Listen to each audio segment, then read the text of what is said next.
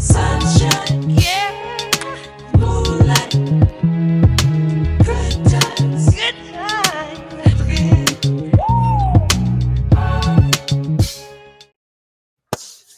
Welcome to the All right. Back at podcast. it again. Back at it again. Back in the Back building. at it. We as D said, back in the building. Like literally, I'm literally back in the building. Yeah, you are. Welcome to Blame It on the Boogie. This is season 2, episode 14, y'all. Do you look like you got a muscle in your elbow right there? Oh, no, okay. Yeah, hold on, you look a little big there, bro. Yeah, you got muscle in your elbow. Now that's a fat deposit. Yeah, What kind of- you put lotion on. Is that like a body glaze you put on your elbow? let's hope that's the only thing he is greasing up right about now. See, Oh. this been Don't do it. we ain't recorded in 2 weeks, and within the first 30 seconds of the show, here he go. It didn't take 30 seconds, and it's already like pause. Anyway, ladies and gentlemen, we want to thank you for joining with us today. We have, as always, the one and only Dorian, the Almighty, the Wonder Mouse Brown from Richmond, California. We got Antoine, DOOZE Williams from Florissant, Missouri. And you got me, Rod D, right here in the Detroit, Michigan. But it ain't about where we at. It's about where we from. You're all from the boogie. Yeah. So take the time out right now to go and press that like button, press that subscribe button, press that follow button. As always, send dudes the money. And we can continue to do what we always do, and that's talk to you guys about a little thing we call sports. D love that line, don't you, D? A little thing we call sports. What does everybody else call it? Right. Like everybody else calling something else. Hey, we just having fun, y'all. We ain't been together in a couple of weeks, so we just getting back together. We're gonna talk about some stuff from the top of our head. We changed the format. We just going with the flow. That's all we doing. And we're gonna start it all off with Dudes and his NBA finals going on right about now. Yeah, we got to celebrate me. This is we're gonna celebrate Dudes. So right now, the Boston Celtics are up 2-0 over the Dallas Mavericks, and it really ain't been that close of a series so far. So Dudes, you got the floor, man.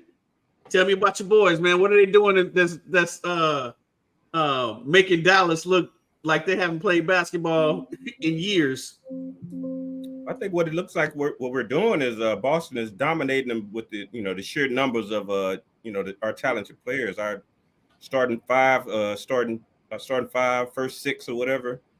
I mean, Dallas just can't keep pace with those guys. They don't have the horses to run with the Celtics. Celtics and all 5-6 players, those 5-6 players are rounded players. They're really good offensively, and all of them are solid defensively. So, and I think they're overwhelming Dallas with that.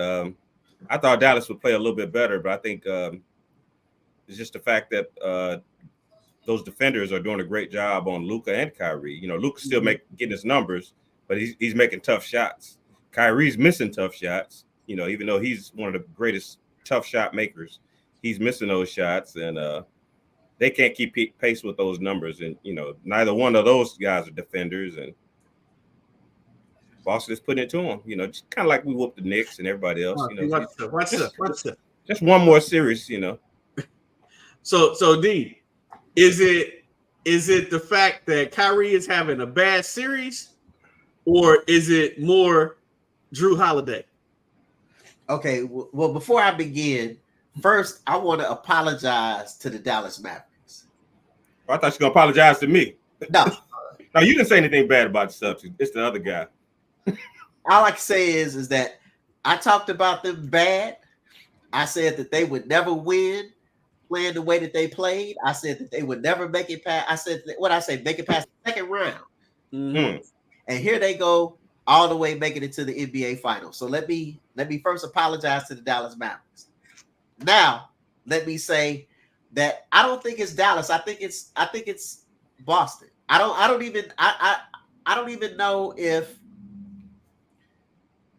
Kyrie having a good game really would have made much of a difference in either of these games. It really, to me, it really looked like Boston just has really controlled both game 1 and game 2. I mean, I thought they were gonna kind of give it away in game 1 when they let Dallas like they normally do at home.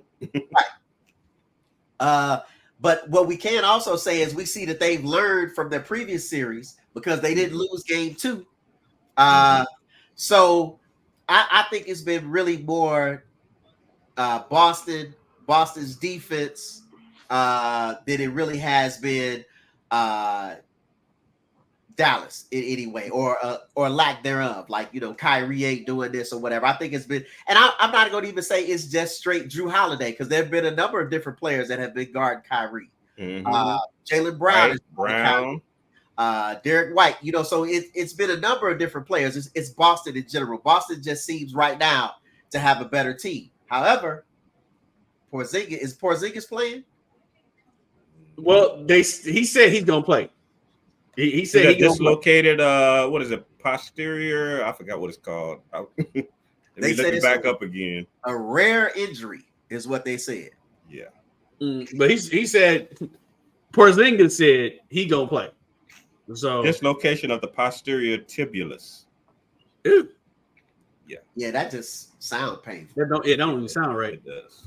The way he was running, he appeared to be in a lot of pain the way he was running the other night in game 2. Well, so beginning of the series, I told D-Dub that I'm rooting for Boston. That's what he said, D. That's what I said. So I'm rooting for Boston. I said Boston. I think he said that after I told him I did root for the Knicks back in '94. That was the one time I rooted for him. So I think that kind of touched his heart, and he, came on over a little bit. No, that wasn't it. I was trying to do one of your numbers and jinx your team, like you jinxed my team, but my jinx ain't working because they suckers actually winning these games. Yeah, you don't really have to jinx the Knicks. As a matter of fact, Boston actually had a chance to lose both games. But something they hadn't done in the first couple of series. After Dallas made those brought the score within shooting distance. They went ahead and they took care of business. And right now, what is it? They got like 8 straight. Is it 8 straight wins? How many wins they got in a row? 8 straight wins. 8 straight wins since their last, the game 2 against Cleveland. Was it Cleveland? Yeah, it was game 2 against Cleveland in the second round because they won the next 3. They won the actually is it 8 or is it 9 now? It might be 9 because they won the last 3 games in Cleveland against Cleveland and they swept Indiana and they won the first 2. That's 9. Yeah. So they've been balling. I have got to give it to them. Boston has top to bottom just the best team. I mean, because they got a point guard in Drew Holiday that plays defense and he's solid. He's a good offensive player. Real solid. Can shoot. They got Jaylen Brown and Jason Tatum. They got the old man Horford just still out here balling, doing his thing. You got Derek White. Got Derek White coming in, giving you, great defense, solid scoring from the corners, just killing. And then the X factor has been Kristaps Porzingis, man. There is as big as the guys are on Dallas, they can't do nothing with Porzingis because they can't go outside of 10 feet. Once they go outside 10 feet, they hit. Yeah, they can't match up with him. They And cannot match up. shout out to Drew Holiday. Drew Holiday, man, he's playing his tail off. Yeah. Oh man. Drew has been balling, man. Drew's On both sides of the playing court. his tail off. He did the same thing in Milwaukee, though. Oh yeah. Mm-hmm. So him, Drew Holiday, Derek White. I love the way they play. They have like they have our mentality. Right. Just do whatever needs to be done. Just win the game. If you don't shoot it, if you're not, everybody's gonna play defense. So we don't even have to talk about that. And that's the difference in the two teams. Because even when you have one player off on your team, if you play good defense, you can still stay in the game. But Dallas, they just can't play. They can't play defense against the team. Now, one thing Boston does that really pisses me off is they shoot too many freaking threes, man. Oh my gosh. Oh man, bro. They let you back in every game with those threes. I think I text you about this, man. It was one trip down the court. They got 4 offensive rebounds, but they shot 5 threes and missed all 5. I'm like, come on, man. And there's nobody in the paint. What's nobody in the paint? Just drive to the freaking goal, man. Oh, they was making me so mad. And I think that's the good thing about Drew Holiday, because he is the one player that's willing to cut to the basket, and and Derek White, he'll dive to the basket from time to time too. Mm-hmm. And then you see at the end when Jaylen Brown finally went to the basket and scored and sealed the game. Not the one where he carried, right? Well, that's all they do. I keep showing that crossover, and I'm like, he carried so bad. No, the one is Luka. The way he pauses, he'll dribble, pause, go over here, dribble, pause, then go. I'm like, who was that used to dribble and would palm the ball when they would dribble? I forgot who that was. But anyway. But yeah, Luka puts his hand all the way on the bottom of the ball too when he does it. I'm and like, just oh flips it over. And just but they don't call that stuff. I think what hurts Dallas too is the fact that, like I said, they don't really play defense. Luka's not a great defender. Kyrie, he tries sometimes, but he's not a good defender either. But at least he tries. Luka don't even try. No. And so I think that's another reason they're down. They don't have the defense to lock up and take control of the game. And they don't have, after Luka and Kyrie, they have nobody else that can score at all consistently. At all. Nobody. Exactly. Nobody. PJ could pick it up for a little bit. Maybe Derek Jones from time to time if he has it going. Right. But other than that, that's it. But Tim Hardaway fell off a cliff. Man, didn't he? And they need somebody to take some of the pressure off Luka and Kyrie, because it's like if somebody else get hot, then okay, well now we got to give a little bit more attention to this dude, and it might free up their game a little bit. But they have nobody. They don't. And Tim Hardaway was the guy, but he just kind of fell off the cliff. Yeah, he really did. What's his name? Derek Jones. Mm-hmm. Derek Jones. He's a much better shooter than he was when he first got into the league. Oh yeah, he is. Which says a lot about about him and working on his game. However, he's still just a dunker. Oh yeah, he's a slasher dunker. Yeah, he's a slasher and a dunker. He can't score unless you set him up. Mm-hmm. So yeah, they don't have a third player. They don't have a third option. Boston has 6 options, man. Yeah, several. And even Pritchard and Hauser could get hot. Man, look, Hauser, man. Hauser, when he is hot, oh, it's over. Yeah, that's what I say. Those guys could even get hot. Right.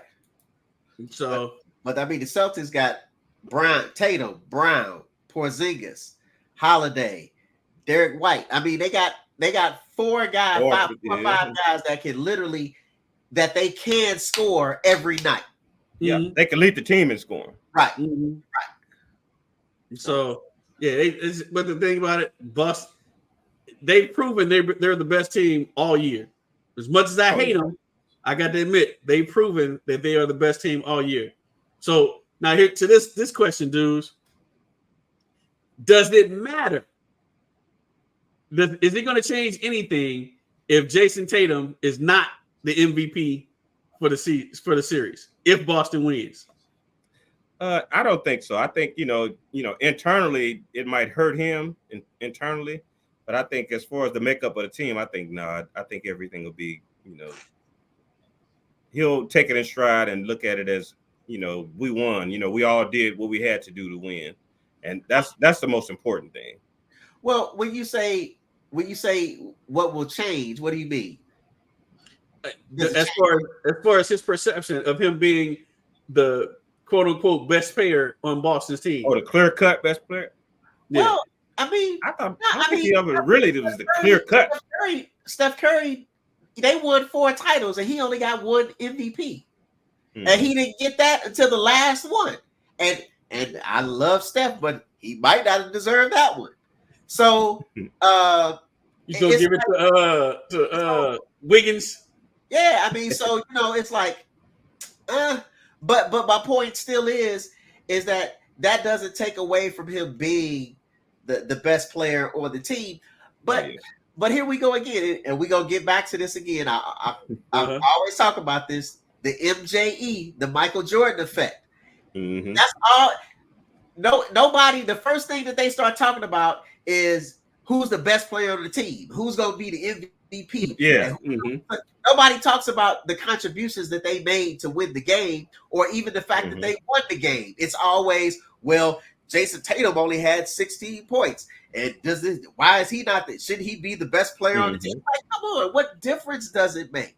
Just because he can be the best player on the team and not be the best player in the series. Mm-hmm.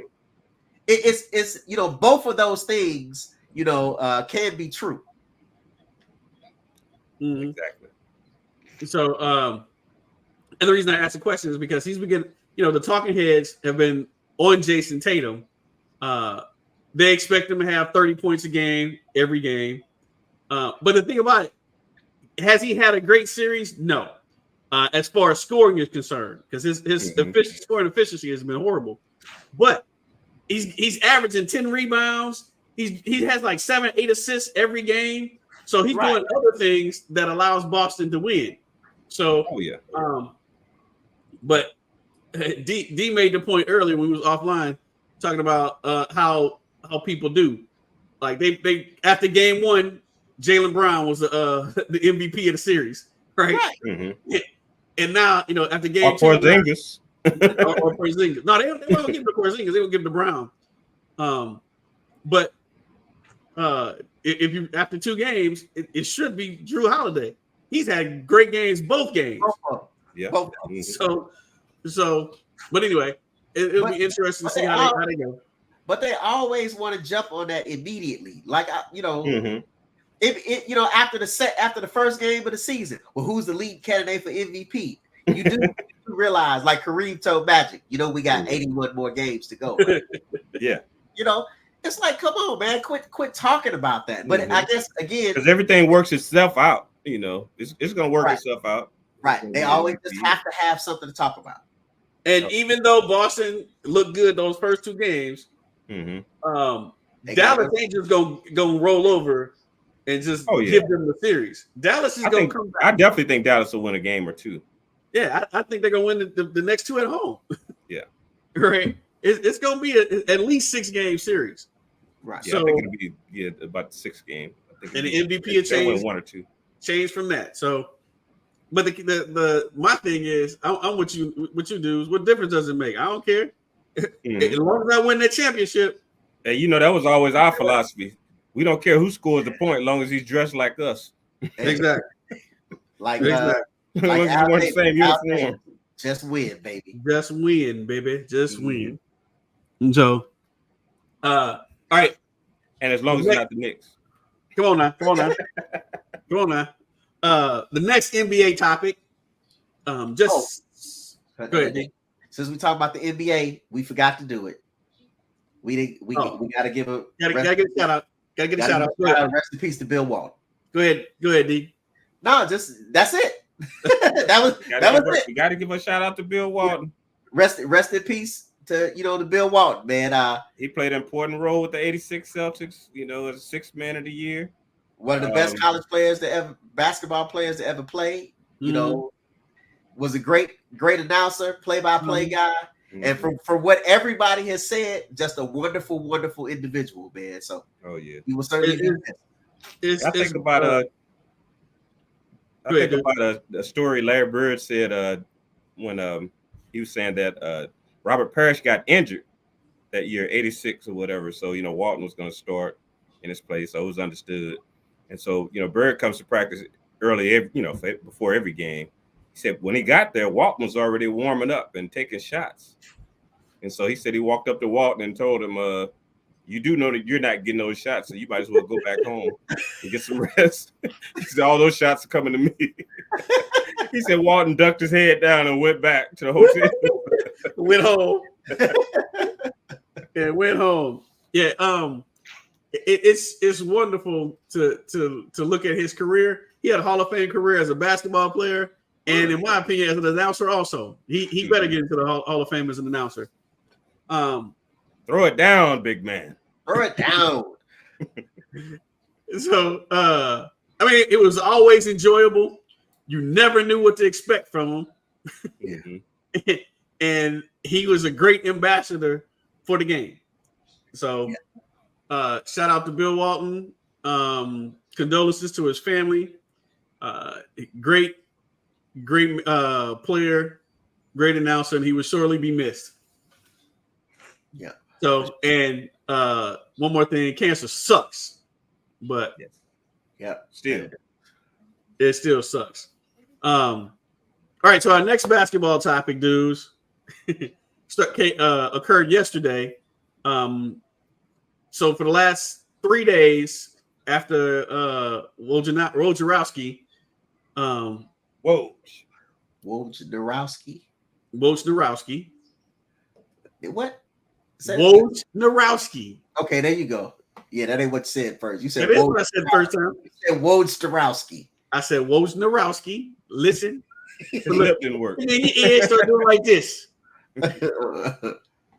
So after Woj dropped his bomb about Dan Hurley potentially going to the Lakers as their next head coach. He was reporting that, the Lakers were preparing this massive offer and they're putting the full court press on him to try to get him to be their next head coach. So the first question is, Dorian was alluding to this earlier when we were talking. How had Hurley first off, Hurley decided not to go to Boston, not to go to the Lakers.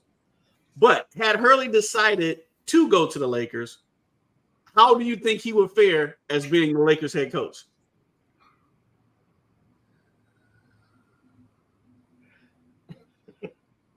I think he'd have fared like the rest of them. What do you mean fair? What do you mean like? Do you mean like would he have had a better record, or would he have lasted longer as a coach? Would he have had a successful? Would he have a successful? I mean, they were going to give him a 6-year contract. So not that means anything. I thought it said 7. I thought it was 7 years. No, it was 6 years, 70 million. 70. Yeah, 6 years, 70 million. I thought it was I thought I saw something else. Okay. No, 6 years, 70 million. But not that means anything, at all. But let's assume he outlasted LeBron. So how do you think he would fit as an NBA head coach? How do you think he will do? Man, that is the hardest question to ever answer. Because everybody thought Rick Pitino was going to be a great coach. He coached both of your teams, the Knicks and the Celtics, and guess what? He sucked. And both. Well, not at the Knicks though. He did pretty good that 1 year with the Knicks. Yeah, he was all right with the Knicks. I didn't like his coaching when he was there, but he did pretty good. Well, so now Rick Pitino that's a little difficult to do. Rick Pitino and what's his name that just left Kentucky? Calipari. When both of them came. You said what? Same thing when Calipari came to the Nets. Yeah. See, they had the attitude that I'm the star and y'all gonna do what I say. Just like college. Yeah. Just like college. And that does not work in the NBA because for the most part, I ain't gonna say for the most part, the players make way more money than the coaches. Way more money than the coaches. Which was one of the, well, I'm gonna say it was. It could have been one of the reasons why Dan Hurley decided not to go to the Lakers, because this massive contract that the Lakers were going to offer him only put him at the 5th highest paid coach in the league. Now I can understand, Steve Kerr. I can understand Spoelstra. I can even understand Pop down in San Antonio. What about Monty? Pop has, but there is no way. I don't care if I've never coached a game in the NBA. You're gonna pay me more money than they paying Monty Williams. I'm sorry, you just are. First off, Monty Williams haven't won anything. I got 2 national championships. Yes, it's in college, but I got 2 national championships. Right? You gonna pay me? And the Lakers decided, well, the Lakers have never been a team to really want to pay their coaches, which is why they always go to the 3rd and 4th and 5th person that they interview, because the top coaches, you got to pay those top coaches. They kept talking about going after Ty Lue. They was never going to go after Ty Lue because they never wanted to pay what Ty Lue was deserving to get. Right? So now the Ty Lakers, Lue ain't won that neither. Oh yeah, he did. They did. Yeah. Cleveland. With He Cleveland. forgot. He got that one championship that LeBron got in Cleveland. Yeah, I forgot. Sorry. My bad, Ty Lue. I apologize. Our bad time. But to the question of Dan Hurley, as a coach, if all we're talking about is X's and O's. As a coach, he's a very good coach. Very good coach. He develops his young guys and get them to play way better, get them to play within his system. So he's a very good coach. However, how many? There's only like I said, I just named the top coaches. There's only like 3 or 4 coaches that actually coach in the NBA. Everybody else is just there sitting on the bench, to call a timeout when the timeout is needed. That's really all they do. They don't control the team. And subbing. Yeah, they don't. The coaches don't put in the They NBA don't right call now. There's very few teams that actually run sets. They just go out there and they play. So They don't practice. They don't practice. So what's the point of having a coach? That's why it's so hard, especially with LeBron James, to be a coach of a LeBron James team, because LeBron has way more control over the team than that coach ever will. He got away. Ty Lue got away with it. And I don't know the dynamic with Ty Lue. I don't know why LeBron, acquiesced to Ty Lue. Because Ty Lue acquiesced to LeBron. Yeah. Well, that's true. Sometimes he did. Yeah, I think with those two, it was more like a partnership type deal, where normally, how LeBron would rebel against others. I think they kind of like work, together. So, but then also they had just got rid of David Blatt. Mm-hmm. Did it even last a year? I don't think so. So I don't think he did. They just got rid of David Blatt, so it wouldn't look right if all of a sudden Ty Lue get there and then now all of a sudden Ty Lue leave. You know what I'm saying? It wouldn't look right. But back to a point that you made earlier though about and then to how this works with Danny Hurley. So, have you ever watched Danny Hurley on the sidelines talking to his players? He's a mean little sucker. Right.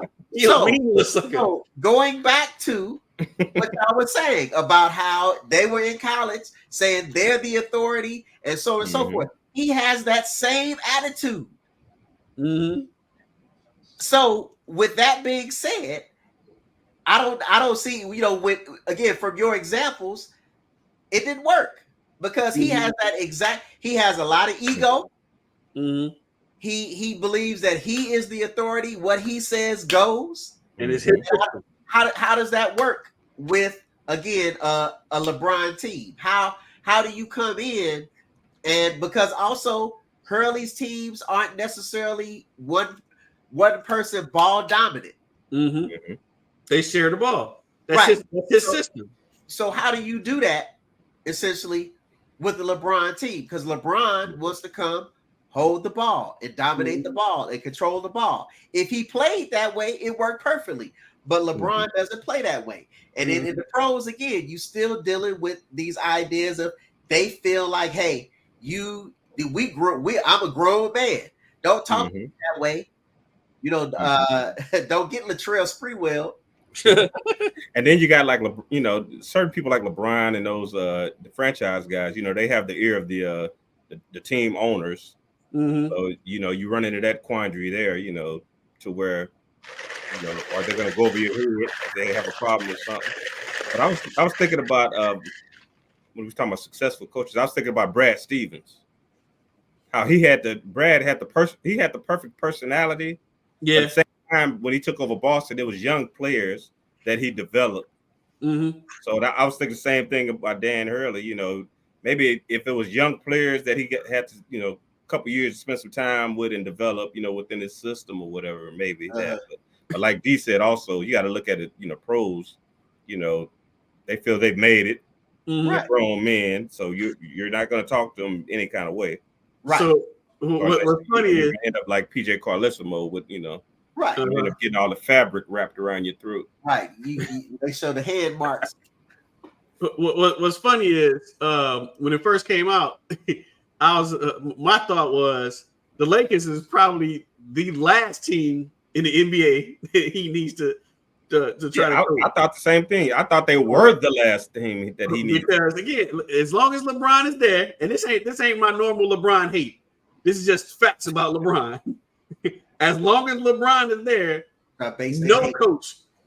no coach will be able to manage that team. But the crazy thing is, Hurley needs a team like the Detroit Pistons, where everybody on the team is right out of college, or should be still in college or whatever. A team that very young team that he can develop. That is what he needs. So, and I think a team like OKC would be okay. Maybe the Lakers should have went ahead and got Danny Hurley and hired him, and then traded him to Detroit for Monty Williams. We'll take it. But I think a team like OKC or Minnesota would have been great, you know, with some young guys or whatever, young core guys. Yeah. So, but again, the Lakers, I didn't see it. Actually, that would have never worked. What I thought was, I can't see anybody that would work with the Lakers, to tell you the honest truth. Not with LeBron being in his last year or the last 2 years of his career, I can't see it. When they're going to be what they've been the last couple of years. That's what the Lakers will be. Right. When Woj was saying, you know, they're preparing a huge offer. I'm thinking they're gonna make him the highest paid coach. They're going $20 million a year. That was my thought. And because he was making 4 at Connecticut, 4 versus 20, I really got to think about that. But when you come with the 11 million, Connecticut couldn't. They gave him a new contract. They couldn't come close to the 11, but they got him at 8, 8 plus or whatever, which really isn't that big a difference when you consider, I was talking to Dean in California. You have a way higher cost of living. You got a much higher tax, state income tax. So the money really wasn't that much different than what he was making in stores.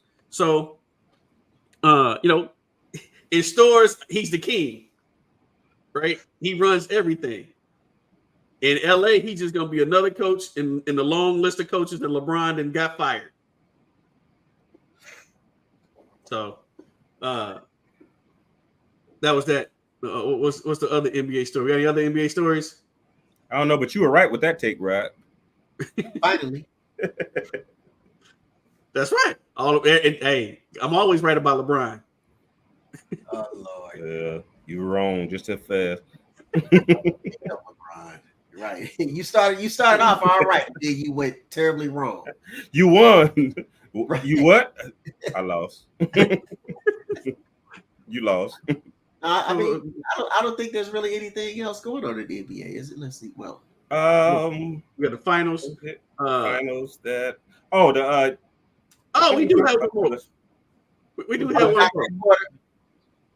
I wasn't going to talk about John Tay. He's done. But we can talk about it. There's an update. we had talked about it though. Yeah, there's an update on the Jonte Porter story. We did talk about Jonte Last time. No, not last time, but it was, I mean, when it first happened. When I talked about it, but we haven't talked about it since. Yeah, he just fought last weekend, right? Right, we haven't talked. We haven't talked about the dude. No, dudes, Jonte Porter. I'm thinking about Wilder, Deontay. No, Deontay Wilder got whooped. We ain't gonna talk about him. he need to retire. But update on the Jonte Porter story. Jonte Porter, for those that don't remember, was a member of the Toronto Raptors, a center, the backup center, 8th man on the team. He was a two-way player, which means he was on a contract with both the G League team and the NBA team. You can't cue up Kenny Rogers, the gambler, can you? Hey, it's gonna be on the final cut. It's gonna be on the final cut. Know when to hold them. Know when to fold them. So Jonte got into a little bit of trouble, to say the least. A little bit. With a little gambling issue. And as a result, he has been issued a lifetime ban from the NBA. So he will never be able to play basketball in the NBA again. With that, I've heard different stories. I've heard that teams are reluctant to, like other leagues are reluctant to sign him because the NBA banned him. And I also heard that other teams do want to sign him or whatever. So hopefully, he can get a job, because you never want anybody to not have a job, but it just won't be in the NBA. But so the story goes, Jonte voluntarily took himself out of 2 games, one in January, one in March, that resulted in, let's just say, some suspicious gambling activities to go on. And when we first talked about it, we were talking about how, the report was that him and a friend were making these bets, and the friend was going to win like $1 million because Jonte took him out the game, and he bet that he was going to be under on all these prop bets. So that, when we called him, which is he's still dumb for doing it, but it is what it is. But come to find out that Jonte has a very serious gambling addiction and was deep in debt with a lot of people, namely some, and I forgot what nationality these mobsters were, but it was some mobsters that he was deep in debt with, and they basically threatened him and made him do this stuff. It wasn't that he wanted to do it. They made him do it because you owe me money. So, dudes, does that change your idea on Jonte Porter? The fact that he was forced to do these, to make all these bad decisions? No, I don't think he should have never been in bed with them to begin with. So he put himself in a compromising position, and and it's just a thing about knowing history. When we think about the old point shaving scandals, and I saw that documentary before, and how they were talking about how that after they did it once, they thought they were going to do it one time, and it's going to be a one-time deal, but then it's like they had, after you did it once, they got you. So if you don't do it again, we're gonna tell about the first time. Yeah, and then you're just on the hook, so you have to continue to do it. So he was in a lose-lose situation all the way around, and the most important thing is to never put yourself in that kind of compromising position. So that's what he did, and he had to pay the price. Yeah. What you got for me, D? So I'm going to say yes, that it does make me look at him in a different light. I think that I think something that Rodney had finally admitted that I was right about was the fact that you always got to wait to hear the rest of the story. The whole right? story. So at first, remember, he was just so guilty he was gambling. Mm-hmm. Then it was him and a friend was gambling. Now you find out that the friend really wasn't a friend. That basically they were extorting him. Okay. So he was forced to do that because ain't no telling what they told him he would break, right? That old Richard Pryor joke. He said the mafia, when they talk to you, they always appeal to your common sense. You know, you realize it's very difficult to walk without knees, right? So you know, hey, you can't jump without ankles. Right. You can't jump without ankles. You can't shoot the ball without elbows. Right. So we can't necessarily deny that there was the threat of some type of physical violence coming to him if he didn't do this because he was in these debts. So what it kind of sounds like to me at this point is he might not have even been betting on basketball, right? Until this happened. And then he was forced into this position. So what it says to me is, and the reason I look at it differently is because in a way, the leagues are responsible for this, right? Because you're allowing them to gamble. If you're allowing them to gamble, even if it's not on the sport that they play, you're making them susceptible to this type of extortion. You know, they gambling on something else and getting some debt, and now all of a sudden, you know, here come, you know, the white ties, you know, the white ties on the white shirts, you know, tapping you on the shoulder, talking about, hey, you know, you owe us, you know, $20,000. Well, you know, we know that you got a game tomorrow, so we need you to do such and such. You know, that kind of thing. It's put and if them. you don't, and if you don't, right? So it's really put them in that kind of position to me. So that's why I say I look at Jonte in a different light. So you are absolutely unless I find out he was betting on basketball prior to this. So you are absolutely correct. I did admit that I was wrong in jumping to conclusions. This twice. Two of them, yeah. I noticed that too. I was about to say that. Hey, look, man, I'm becoming a better man. I'm admitting my faults. Come on, man.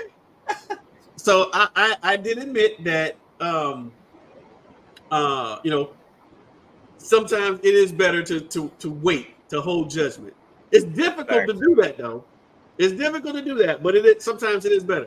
Now, and I agree with you with that point, in that, you know, he may not have been betting on basketball at all.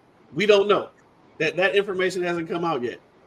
But because the information came out that he was being extorted, there's, you know, logically you might be able to jump to that conclusion that the fact that you owe me money, I don't care what you owe me money for. It could be for spades games, whatever it is. Right. You owe me money, and you don't have the money to pay me. Right. So, like you said, either you gonna walk with no ankles, right, or you gonna take yourself out this game so I can win this bet. And then, you know, the bookies, they don't care. Right. We did it in January, and nobody knew nothing about it. Right. They don't care about that. You see, the second time they came back and bet $80,000 on one prop bet. Right. Right. They bet 80 on a stupid prop bet that everybody else is looking at and saying, "Hey man, that's a stupid prop bet," but they know they're gonna win. So to them, it's a no lose proposition. Right. And I know I'm not gonna win, because if you don't do what I said, then, you know, XYZ gonna happen. Right. So you know, he may have been forced to do this, do all this stuff, but at the same time, he's still deserving of being expelled from the NBA, because he was the one. It wasn't like he was forced to start gambling at all. Even though I understand what you're saying, you know, the league is you know, they're in bed with these different sporting books or whatever. I understand that, but at the same time, you still have to make your own decision. And he made the decision to do whatever it is that he did. So based on that decision, you gotta there are repercussions for making these choices. So but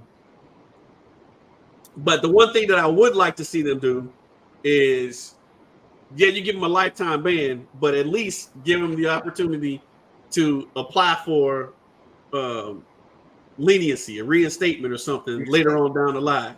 You know, give them that opportunity. Because the NBA knows all the facts. They got all the information.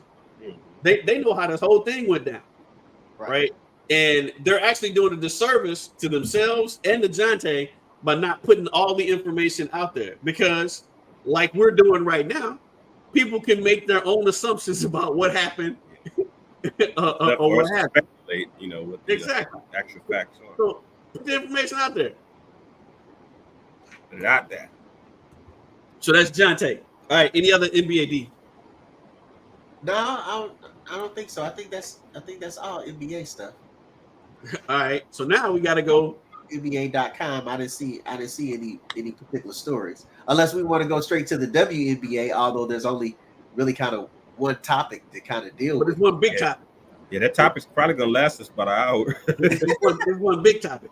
One big topic. Wait. Because we haven't been here in a couple weeks. Bronny James decided to stay in the draft and not go back to college. But what's his name? Maverick Carter, his agent, is that Maverick? Yeah. So Maverick put it out that Bronny will not sign a two-way contract. He will only sign an NBA contract, right? And he only work out for who? He's only working out for a few teams. He's not working out for all the teams. They have their because Lakers, Phoenix, and I can't remember who the other one. It's not like 5 teams or something like that. Yeah, no, it's Lakers and Phoenix. I remember those. Yeah, it's only like 5 teams that he's decided. But so the question is, first, is Bronny James even worth all of this trouble? That's number one. And 2, if you're a GM, would you even have him on your draft board, knowing all the extras that come with Bronny James? Well, I'll put it this way. I don't know why Maverick Carter. I don't know. Okay, I'll put it this way. I don't understand that this strategy of Maverick Carter's, considering that nobody has Bronny going above pick number 52. Mm-hmm. So they have him at the end of the second round, basically, right? The second half of the second round. So why are you going through all of this trouble for somebody who is not slated, who's not a lottery pick or anything of that nature, right? So I don't understand that particular strategy as well. But if you're a team who, and I really hate the fact to think that people are using Bronny as a bargaining chip to get LeBron. I really do, because it does that young man a big disservice. Mm-hmm.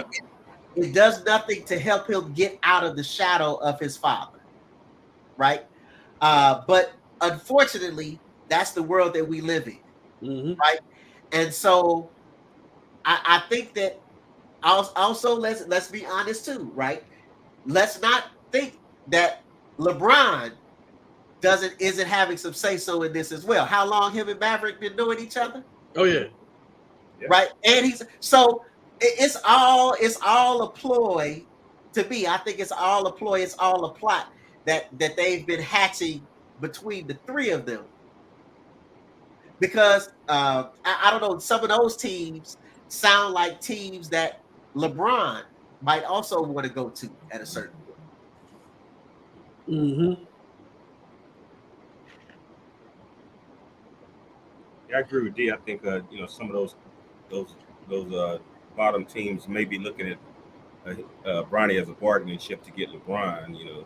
Just to put butts in seats, Right. For those franchises. And like you said, it does Bronny a disservice. And it's not. I mean, it's not going to help Bronny at all, really. Mm-hmm.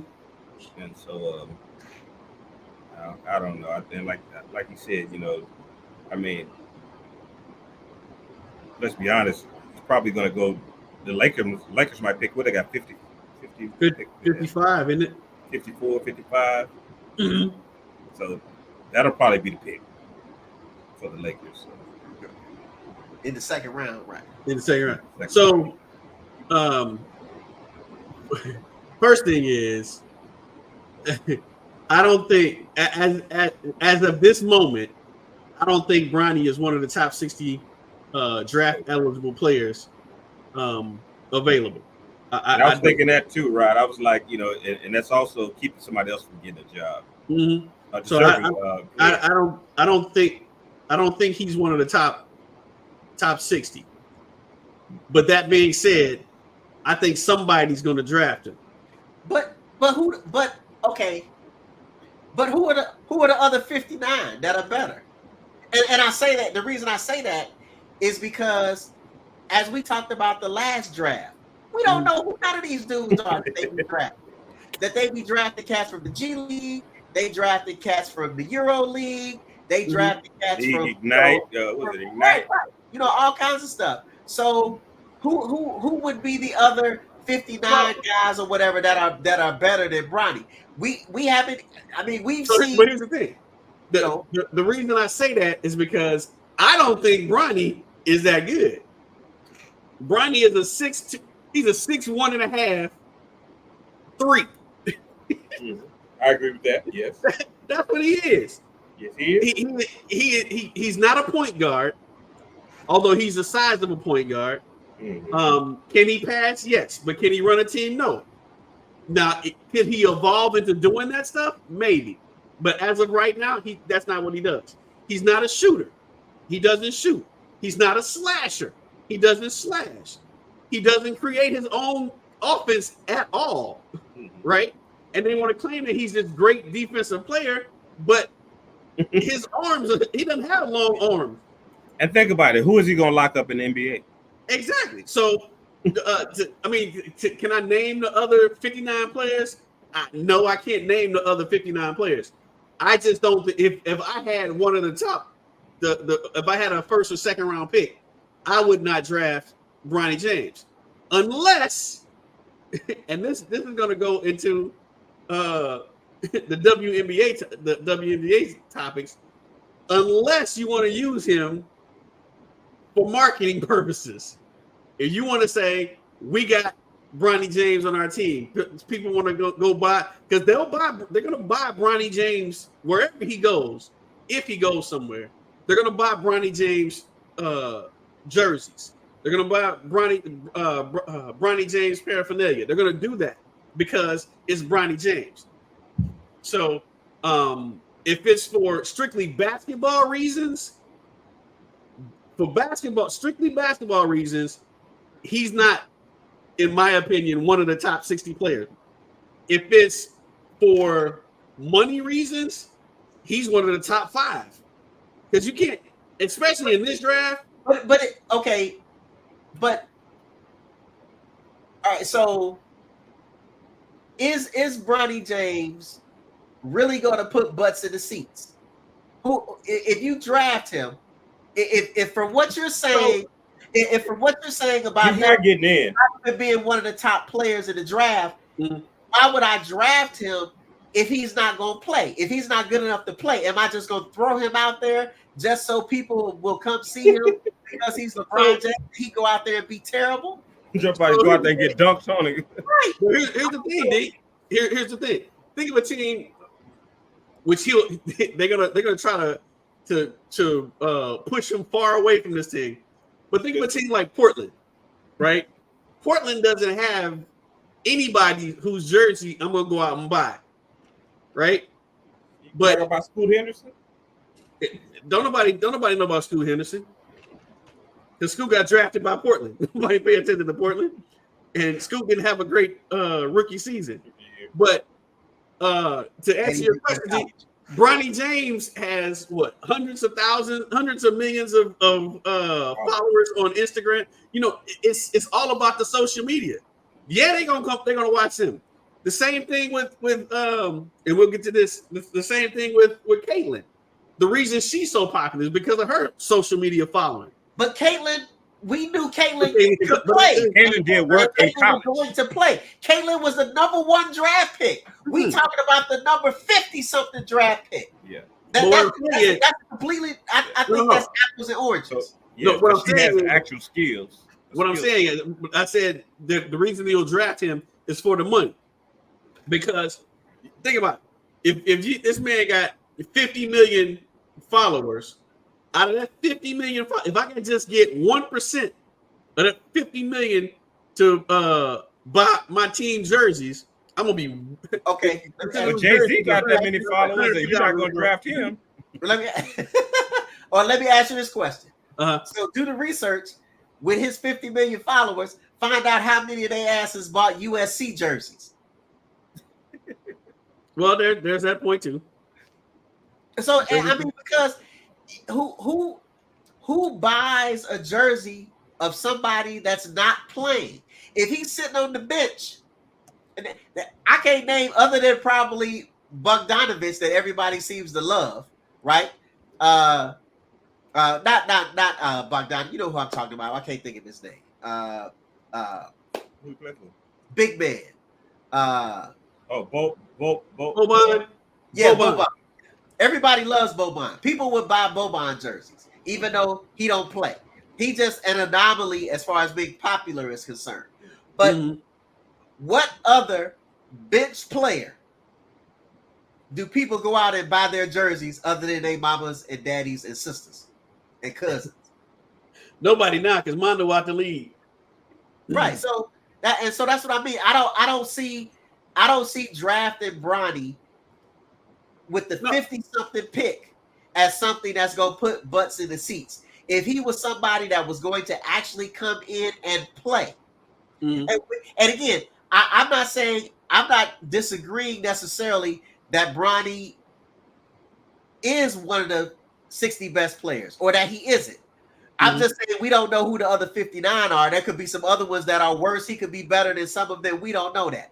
But what we really honestly do know as we watch basketball is that there is no team, not too many teams, or probably none in the NBA that Bronny is going to get drafted number 52 and come in and get significant playing time.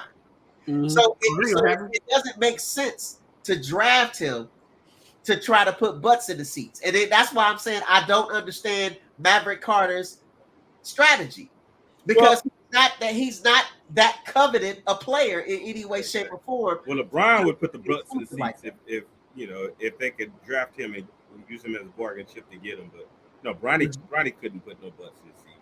Right. Which goes to your first point. But let me tell you what Maverick is thinking though, Dean. So like you said, 52 is the highest we've seen Bronny going, right? Which means he only has 8 teams that's interested in drafting him, right? So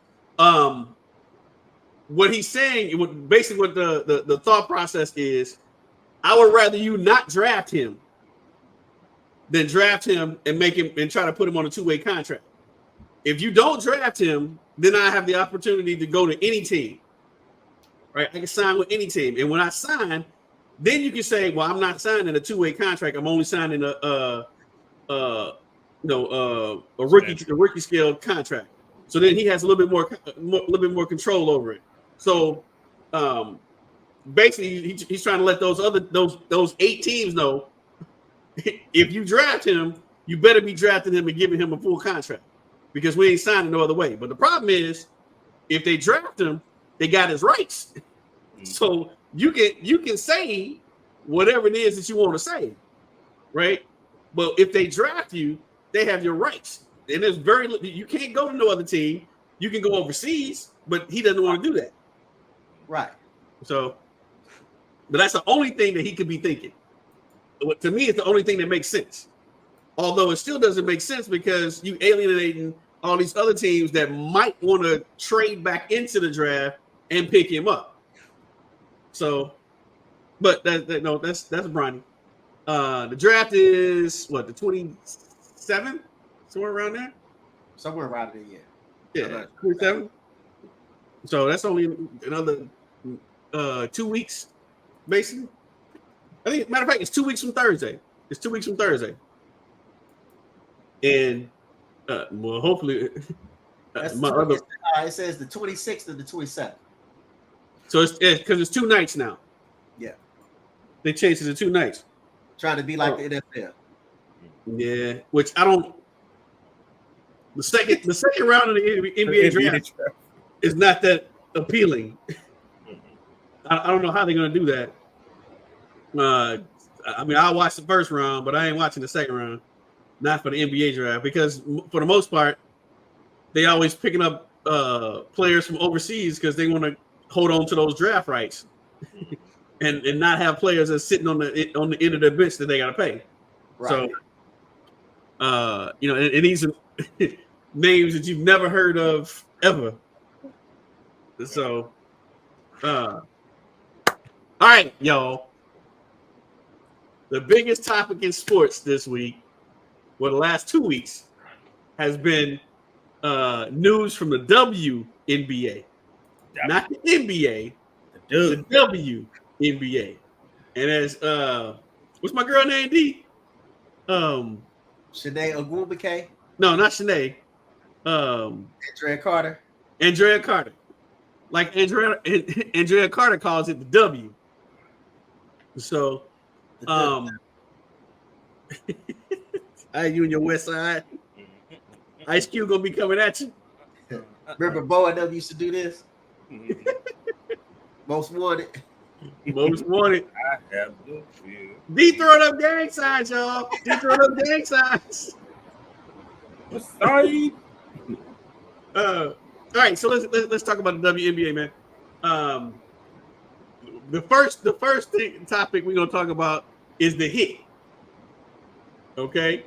And what's the girl name in Chicago that hit her? Cheyenne. Cheyenne. I thought it was Kennedy. It's Kennedy. I thought it was. But she spells it C-H. It's funny. Okay. Yeah. Maybe that's why I thought it was Cheyenne, because it's the way it's spelled. Yeah. But yep, it's spelled CHENNEDY. Yeah. That's why I thought it. Yeah. From the Chicago Sky. From the Chicago Sky. So there was a little run-in between Kennedy and Caitlin Clark that got the whole world in an uproar. And it brought out a lot of hatred. It brought, basically what it did was all of the stuff that's happening in politics right now was brought into the conversations for the WNBA. You had race, you had jealousy, you had people wanting to hurt somebody else because they have different views of what you do. It was all kinds of stuff that's going on. So it started with basically it wasn't a basketball quote unquote play, but it's something that happens in basketball, and that's when somebody gives you a nice little shove, you go shove them back. I mean, it just happens. It doesn't happen in NBA anymore because they pretty much taking all of the physical play out of the NBA. But in the WNBA, for those that watch WNBA games, you understand that them women be throwing bows, man. Yeah. they get in there like Ludacris. Like Ludacris, man. They throwing bows, they pushing, shoving, they doing everything. It really that's on all levels, even in college. College women's basketball. It's always been a physical game. It's a physical game. They out there and So you had the sexism come in because people, oh, you can't hit a woman like that. You can't hit a man. It's competition. It's basketball. It's basketball. This is stuff that happens. Now, should she have pushed her in the back like that? Probably not. Did Caitlyn embellish the hit? Yes, she did. Flopping. She flopped, but she does that a lot. But that's just her game. But also, did Caitlyn do something beforehand? And there you go. Caused Kennedy Carter to hit her. Yes. There you go. That's the part right there. You know, Caitlyn did the first hitting. It didn't get caught. It's like on an NFL game. You know, you always catch that person that come in and throw the last punch. You never see the first one. Right. You never see the first one. So that's pretty much what happened. But you know, everybody came in with their opinion. Is Caitlin Clark being targeted? Should the WNBA, you know, start giving create rules that will you know help her from getting targeted or whatever? And it's just so much stupid stuff from people that don't even watch the WNBA basketball games. And that's the part. I think that was the part that kind of upset me the most.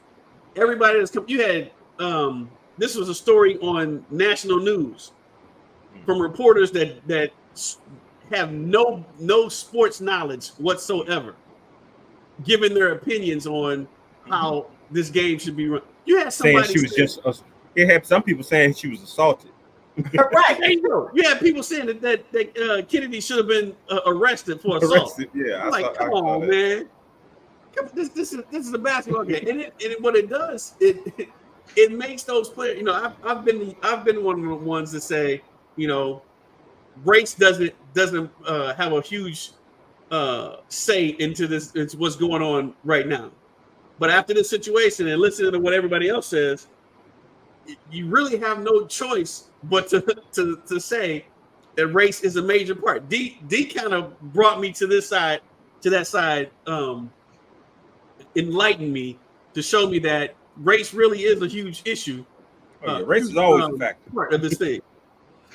Yeah, no, I mean, again, we got it when you think about, you know, like going back to, you know, everybody's saying that, you know, yeah, Caitlin Clark has brought all of these viewers to the WNBA. She brought all these viewers, you know, to college basketball and so on and so forth. Yeah, but she brought white viewers. Mm-hmm.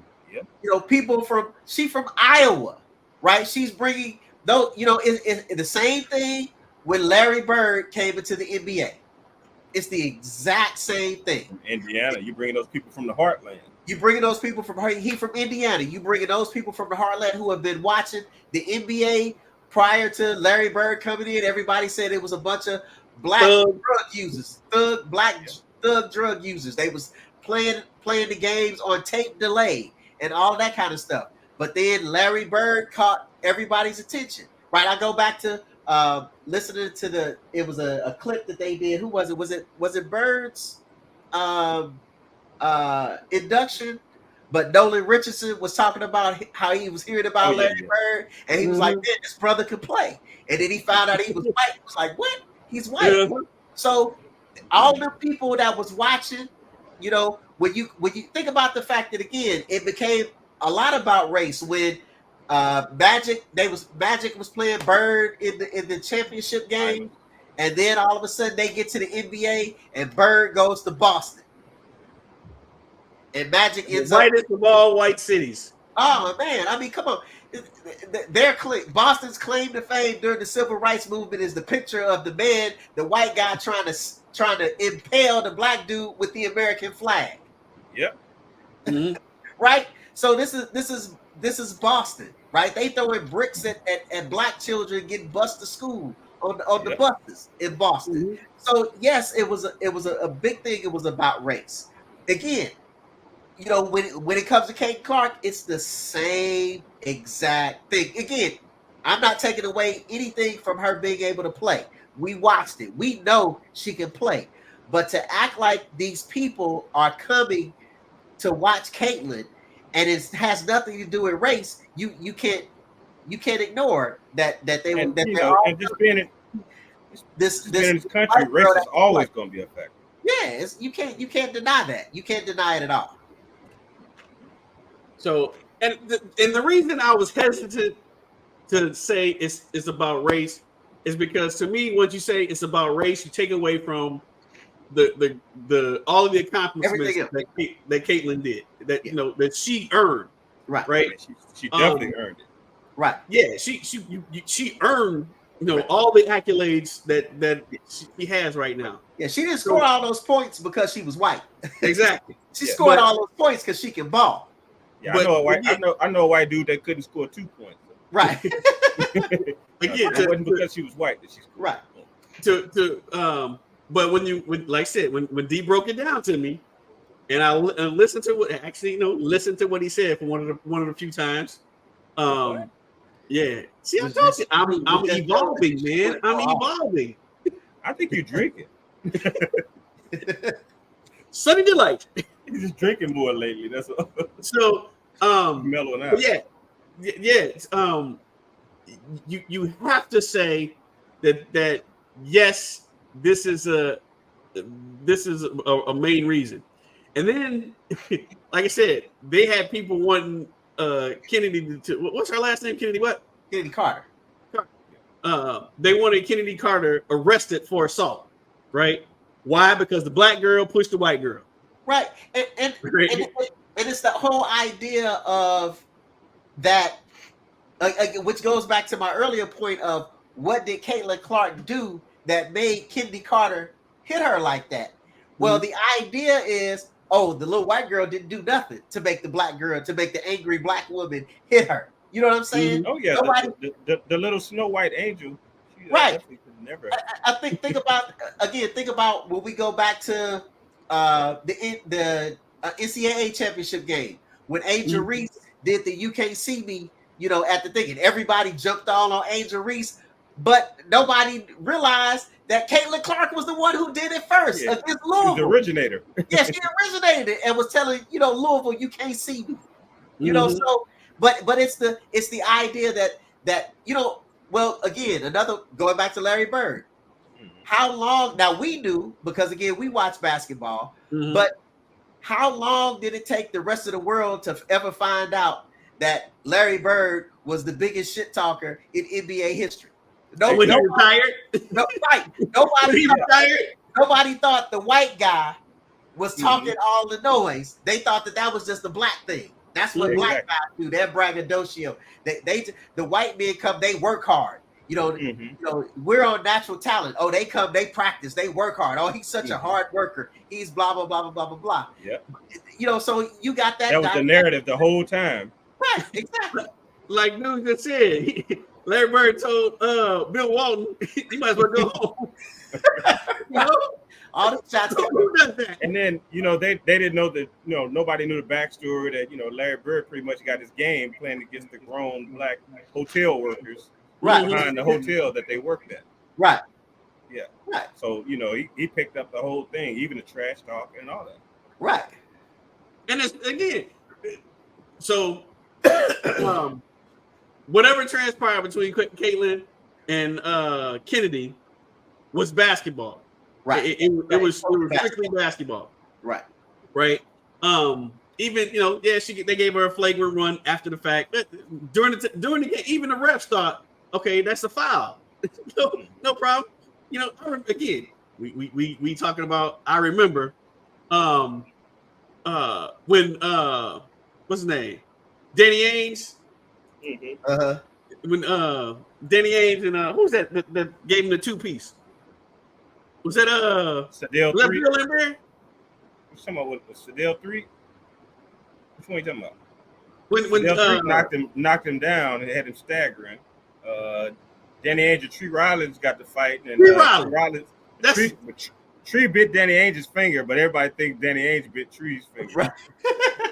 That was Tree Rollins. Bit it to the bone. 2-piece. But the point was, even after the 2-piece, all they did was call a foul. They kept playing. Yeah, they had melee.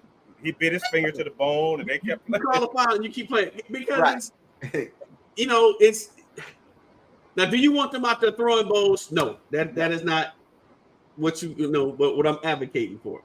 But when it's just a hard basketball play, I mean, you take it, you get up, and you keep playing. Even when we play rec ball, somebody hits you down, you go back, you give them a jab, you know, and that's it. You keep playing basketball. And Caitlin, it is the part. Caitlin never said anything. No, because she realizes it's just basketball. She's never said anything, but everybody, all these other talking heads want to come out and put all the stuff out there about what this is wrong and they need to watch the Golden Goose and all this other stuff. Man, skip all that. These girls are playing basketball, and they don't care that Caitlin got 50 million Instagram followers. They don't care that she was the number 1 draft pick in the WNBA. They out there, they WNBA. Shut up. That's not why I'm laughing. What? That's not why I laugh. What? What you do, dude? You'll see. What you do, dude? But yeah, I mean, I agree, Rob. And it's like all Caitlin needs to do is, first of all, Caitlin needs to stand up for herself. She does. So she needs to stand up for herself. Her teammates also need to stand up for her. Yeah, so yeah. It's a mixture of the two. First you got to stand up for yourself. Right. And your teammates have to stand up for you. Because ain't no one in the world, like, I think I texted out, ain't nobody going to push one of my teammates down in front of me because then you just tried me. You know what I'm saying? You just told me, I pushed your teammate down. What you going to do? That's what it said to me without actually saying that. Right. So the teammates have to come to their defense. Nothing else. I ain't saying, I'm not advocating for, throwing hands, like back in our day. But at least, come and, maybe give a shove or whatever. And then, do the whole, hope somebody hold me back. Right. Hold me back. Make it look like you don't do something. Yeah. That's it.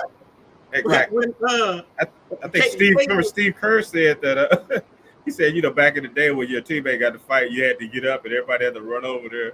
And he said he knew he wasn't gonna fight anybody. He said, so they'll get to fight. He said, oh man, I got it. Knowing he's not about to fight anybody. But Caitlin gonna have to take a page from Michael Jordan's playbook. When Mike couldn't get past the Pistons, when they was knocking him down, she got to get in there and get in that weight room, man. She got to get bigger. And I think part of the problem too, Ryan, I was thinking about this morning. I mean, she has so little time between the college season and the WNBA. I was just talking about that. Because I was watching Chris Jackson, Mahmoud Abdul-Rauf, his documentary.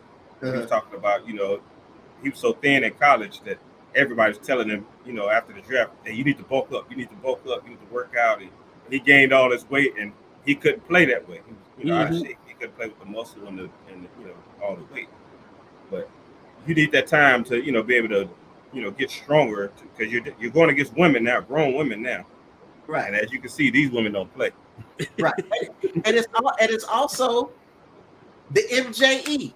Go ahead with the MJE. Going back to the MJE, the Michael Jordan effect.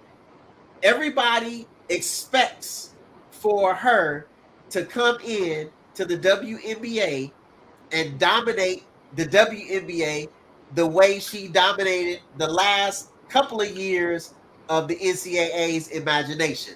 Because prior to her junior and senior year, wasn't nobody paying that much attention to the fact that she was scoring the way that she was scoring, playing the way it wasn't until they got to the championship game that people started paying attention. Really, it wasn't really until they beat South Carolina in the Final Four that people started being like, oh, okay.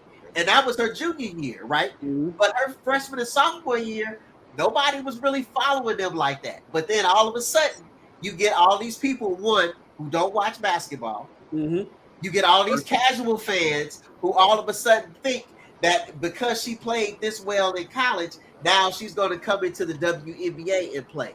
Because you have to think about, too, how the talent is even more concentrated in the WNBA because there are only, 12 teams? 14 teams. So where in men's college basketball, you got 300 something schools, right?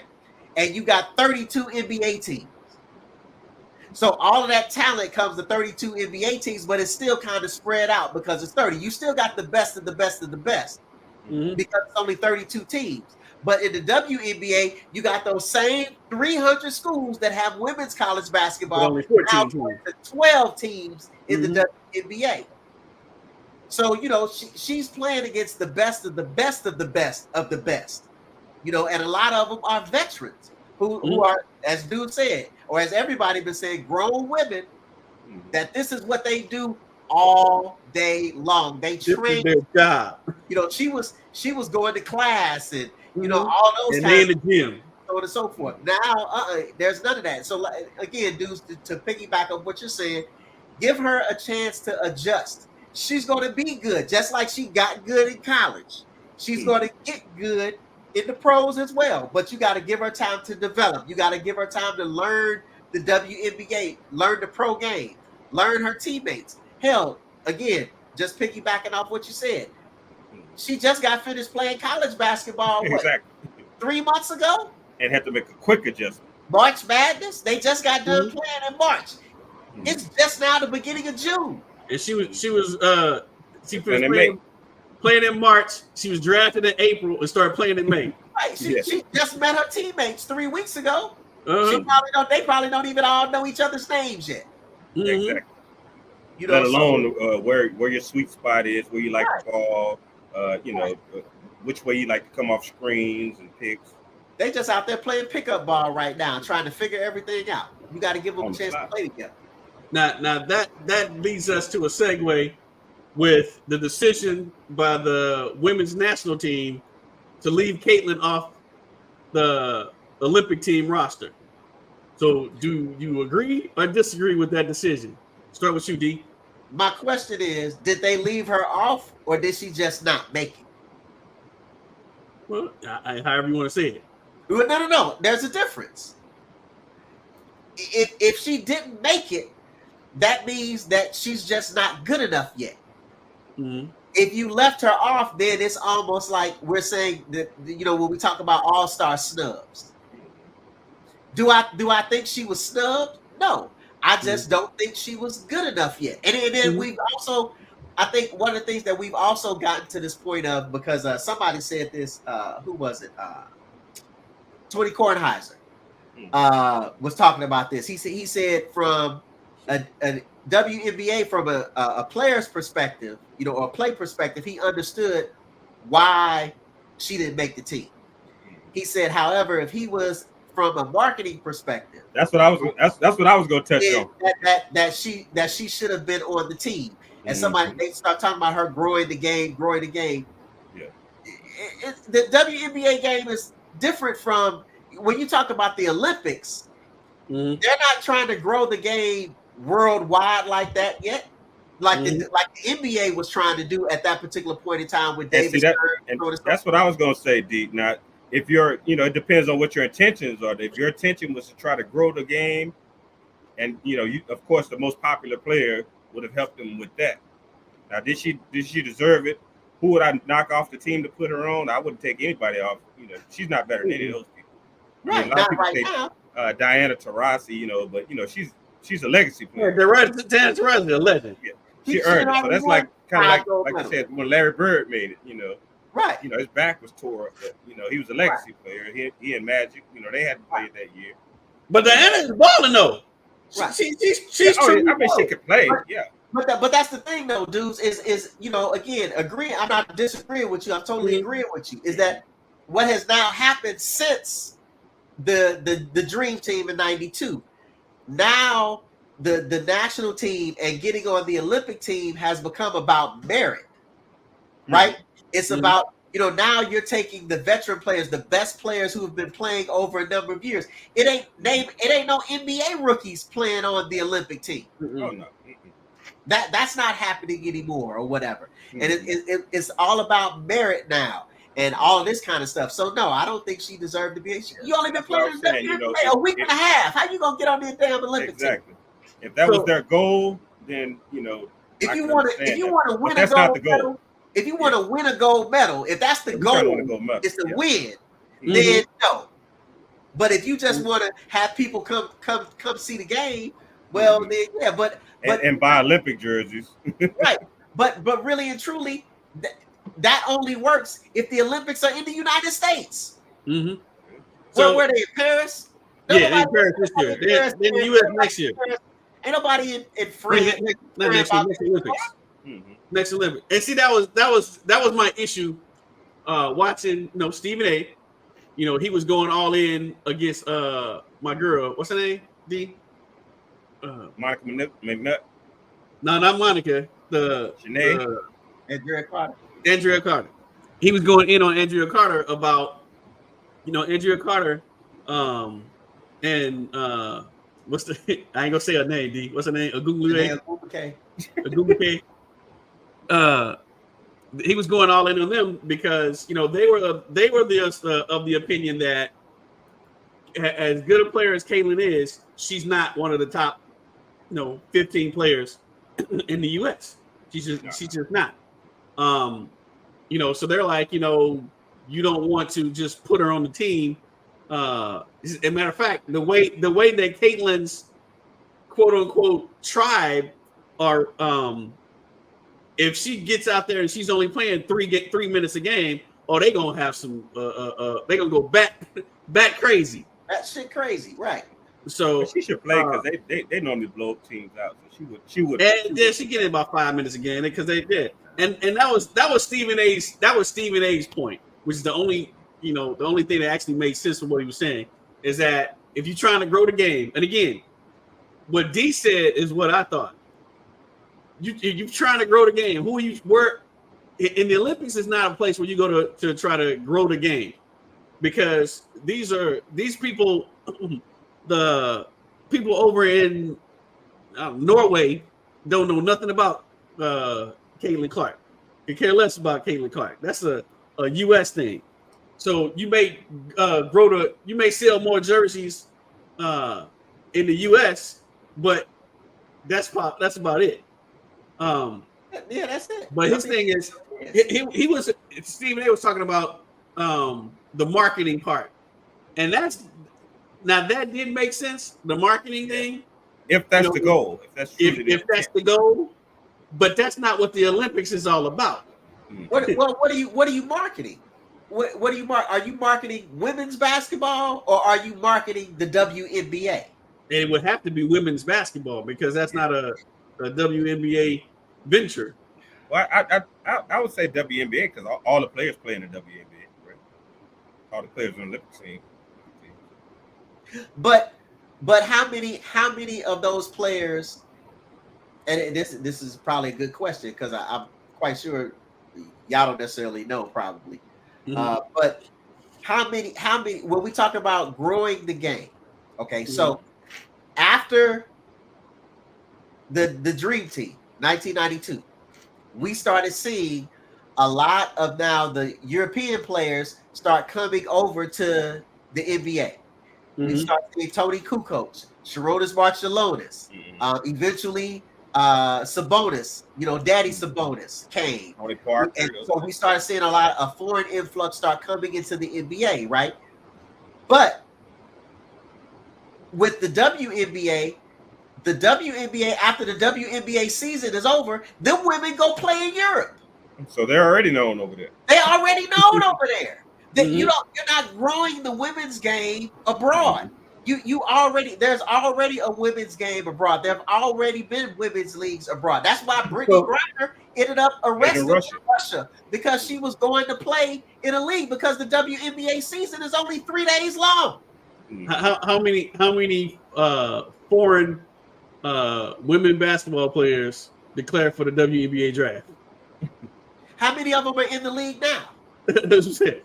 Only the ones that went to school here.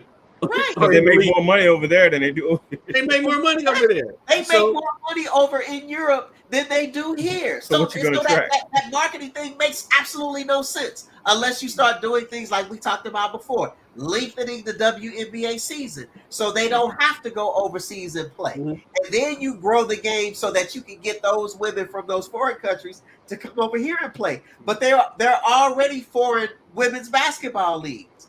For a long time, before there was a WNBA, that's where they all had to go.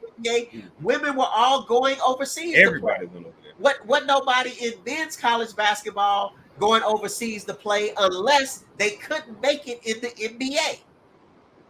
Dude, what was the girl in the hood that used to always play with her? What was her name? Play with us. What was her name? Play basketball with us, man. Play basketball with us. Not Jones, Lynette Jones. No, not Lynette. Not Lynette. Although she used to ball too, but what is her name? Was it Barbara? Love, I think. You talking Robbie? No, not Robbie. Not Robbie. She used to ball. This girl, dark skinned girl. She used to. You talking about when we was little? Yeah. There was a girl named Christine. When we used to play like at St. Philip's. She used to ball with us at St. Philip's on the outside court. It's like Demetrius. That's her name. That's her name. Yeah, I know. She used to, because she played overseas. Yeah, I know you're talking about. She used to ball. I forgot all about her. She used to ball, but she had to go remember to be old. Yeah, pretty much. I don't know her name, but I know we played. She played ball with her. It's like Demetrius or something like that. Yeah, Michi. That's what you call it. Yeah. But she had to go. She had to go to I don't even know what country it was. But she had to go overseas to play basketball because there was nothing. There was no WNBA. Right. And it wasn't even thought of. Remember when they first started talking about a women's professional basketball league, and they played a game at halftime of the NBA All-Star game? And they had on it was almost like they didn't even have on basketball uniforms with tank tops and shirts. They had on biker shorts, and they had lowered the rim because they were able to dunk. You remember what I'm talking about? I remember they lowered the rim for the game. Right, they lowered the rim. I might have been overseas. I know I had just came back when they started when they the first season of the WNBA. I came back during the middle of that season. Right, and that right. That's easy. Right, and that was that WNBA. But before that, when they were trying to kind of see if people would actually watch it, I remember they debuted this whole thing at halftime of like the All-Star game, or it was like during All-Star weekend or something. They played like a women's professional game, and they lowered the rim and I remember they lowered the rim. And it was trying to get them to dunk. Instead of them playing in actual basketball uniforms, they had on like tight like biker shorts and all this kind of stuff, and they were out there. It's like when they were doing the lingerie bowl with the women football players. Right. They got their cheeks out. They got a basketball league like that. Yeah. They cheeks out. Man. Well, I ain't gonna say stuff be getting ripped off. They be having a bustier and shoulder pads. Just don't make no sense. You got to try to tackle somebody, your face is on their butt cheek and all. You know, it's a man that designed that league. Right, you know it was. Come on. Oh yeah, sure. So, women trying to go out there and get carpet burned. So anyway, we got off track. Anyway, yeah, we did. But yeah, I'll be right back to it. Oh, go ahead. But with so the WNBA, the only way they're gonna improve the WNBA is if the NBA invests more money, because if they don't, they're not gonna improve it. But the biggest issue that these other than I mean, it is improving because they're having to use NBA arenas, for but for how many games though? And in the sky. for the Fever of the Sky. What was somebody else that you did that to this year? The Spark, the LA Sparks. Sparks. Okay. I Yeah, don't know what the LA Sparks. Yeah. They average like 10,000. I think that's so they're averaging 10,000 fans per game. So I mean, it's an improvement. And then the thing about it, the quality of the game is actually pretty good. I like the fact that most of the games are on TV, so you can watch. You can watch them just like you can NBA games. So that's pretty cool. You kind of get tired of watching Caitlin Clark, but all of her games are on TV. But I mean, rightfully so. Rightfully so. They're riding the hot hand, as they say, trying to get as many people to watch the games as possible, and the people are watching. Attendance is up. Overall in the NBA, in the WNBA, the television ratings are higher, and I was listening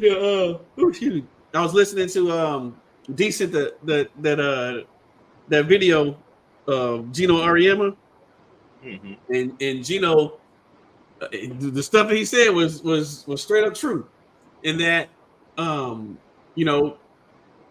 they're doing Caitlin a huge disservice. Trying to make her the face. It's like, she's not ready. Yeah, and the reason she's not ready is like we just said, she just got out of just left Iowa. It's just a couple of months ago. She got drafted. She just left Iowa. She got to the league. I mean, she didn't really know what to expect. So, first you got to get your feet wet. Then, you got the adjustment period. But, they weren't taking all that into account. They were just expecting her to come in and dominate. And sometimes it happened. I was thinking about this morning how remember how Steve Alford. We all knew Steve Alford was going to be a star in the NBA because, he's such a college star or whatever. And it was it was kind of crazy how John Stockton, who got cut in the Olympics, ended up being what we thought Steve Alford was going to be.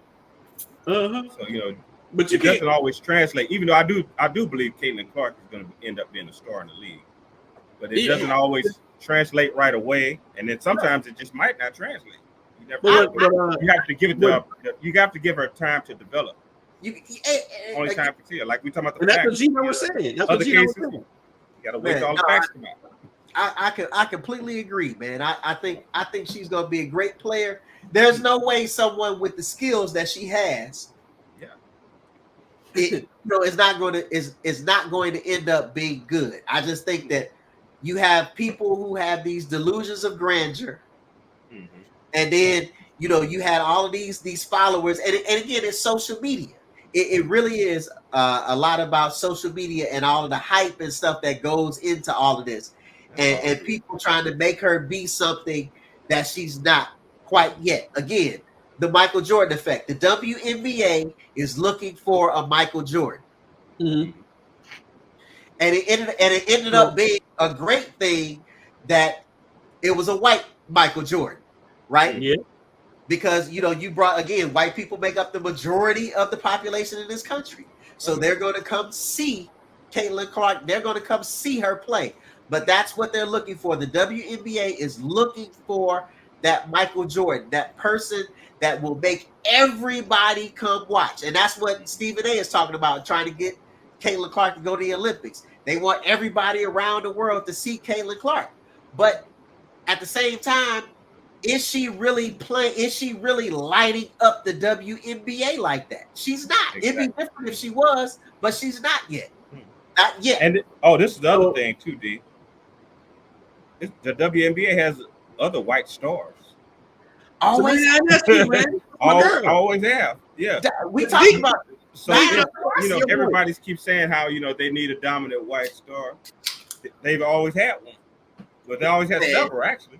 Remember Bird as well, with the rest. Sue Bird, Diana Taurasi, Elena Deladon, Breonna Stewart. Yeah, Breonna Stewart. Man, come on, man. They've always had. When Rebecca Lobo first came in, remember she played in the Olympics. Yeah. Everybody, when Rebecca Lobo first came in the league with with the New York Liberty and so on and so forth. They've always had one. Yes, Always, exactly. they still Absolutely have them.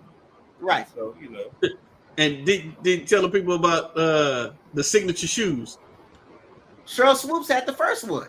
Now the ones with the signature shoes, it happens to be the white players that have the signature shoes, right? Mhm. Sabrina Ionescu, Caitlin Clark, and Cameron Cameron Brink. Burke, that came from Stanford. She's with New Balance. What I say? I don't know. I didn't hear you. You just said Cameron. Oh, I thought you corrected me about her last name. No, you said Cameron, then you stopped. Cameron Brink. I said Burke. Brink. It's Brink. Sorry. Brink. Yeah. So she's got her shoe with New Balance. So that's why I say I see where Asia Wilson was coming from. Mm-hmm. But a black woman was the first one to ever have a signature shoe with Cheryl Swoops. Yeah. But like I say, I could understand what it is that Asia Wilson was saying. I completely understood that you can never take race out of it, particularly in this country. You just cannot. So as a point of reference, Caitlin Clark is 15th in the WNBA in scoring at 16.3 points a game. Now that sounds good, but her efficiency is absolutely atrocious. Man, a lot of turnovers. She's only shooting 37% from the field. That's also attributed to the fact that she's a 3-point shooter. Mm-hmm. So if you predominantly shoot threes, you're never going to have a stellar field goal percentage. Right, and especially when you shoot from as deep as she shoots. Exactly.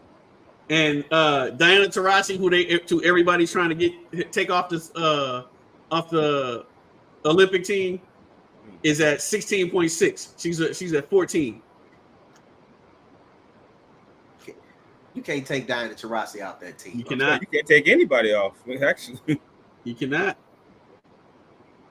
So, like I said, I think she's going to develop and she's going to be a great player. You know, she's going to be one of the future WNBA stars.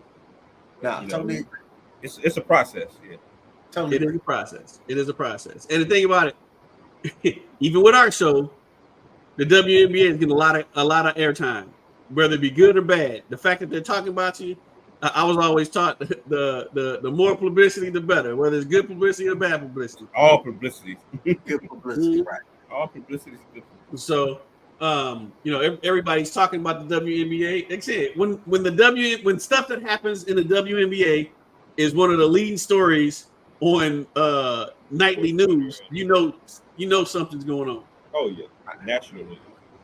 So, like I said, I just D mentioned the casual fans, and those are the ones that are causing all the problems. It's the casual fans, man. The ones that have never watched the WNBA game until now, and now all of a sudden, oh, those girls they're rough. And look what they're doing to poor little Caitlin Clark. Poor little Caitlin Clark. So Crystal Snow White Angel. Right. All right, what else we got? So, hold on, I got it. I got something I thought was major kudos if we switch it. If we switch in sports. Whatever you go with it. So finally, I can give kudos to the MLB Baseball Writers of America, mm-hmm. who have finally decided to equate Negro League baseball stats with Major League Baseball stats. So now Josh Gibson is going to be the all-time leader in batting average instead of it wasn't Ty Cobb, it was somebody who was before him. But they given Josh Gibson his 372. I think they did his home runs too. But so for all those years that I completely hated the Baseball Writers of America, and I still don't like them. this is a step in the right direction with me as somebody who, my mother lived in Kansas City for a number of years. So I've been to the Negro League Hall of Fame. For those who haven't been, if you get the opportunity, please go to the Negro League Hall of Fame. Also, I got to give Nick Wright some pub for what he said about the Negro Leagues. So the thing I saw from your boy Himbo that was giving props to the Negro Leagues that I saw on the internet. Although I will say, I think it's difficult to equate. How can I put it? Let me say the same things that you can say about Major League Baseball with it being all white is the same thing you can say about Negro League Baseball that was all black. None of them were playing against the best players, right? Because the assumption is that by people talking about the Negro Leagues, the assumption now has become that all Negro League players, all of them, were better than all of the white players, and that's just absolutely not true. If you can't tell me that Ted Williams couldn't have played it with the Negro Leagues, you can't tell me that Pete Rose couldn't have played with the Negro League players. You can't tell me that Mickey Mantle, that that Sandy Koufax, that those cats couldn't have played with the Negro League players. But you also can't tell me that Josh Gibson couldn't have played with the Major League players. And we know that Jackie Robinson and Hank Aaron and Willie Mays and Roy Kemp, we know that they did, right? And Satchel Paige, of course, later in his career, I think he was 75 years old, still trying to play baseball. That's like Rodney trying to play. Right. Shut up, dude. Right, Satchel Paige was old as hell and still striking. He was 172 years old. Right. But they said, how old was Joe Louis when he was 137 years old when they fought. I don't care how old he was. He got his ass whooped.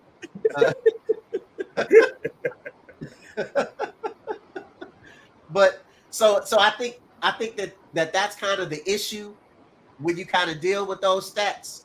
So, but what it does though is it sparks the conversation. Nothing else. And now that they have those stats side by side, because baseball is baseball, you got those stats side by side. I think that it says a whole lot. And so I'm very proud of the baseball writers of America, although I hate y'all for everything else.